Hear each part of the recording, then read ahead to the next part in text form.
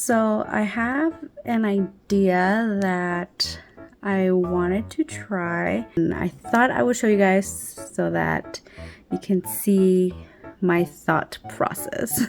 Excuse the terrible drawing, but it's just my quick little idea here. So basically it's a little bear plushie in a McDonald's uniform. It sounds so silly, but I love the idea.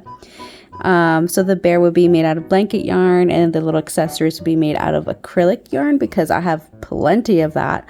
So I think that would be really cute and fun. So yeah, I'm going to start working on it and just show you guys the stuff.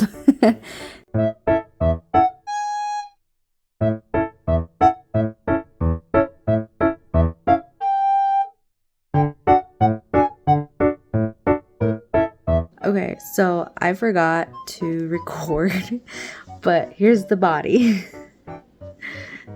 I am almost done with it. Here are the little arms, and yeah, so here's the body that I forgot to record.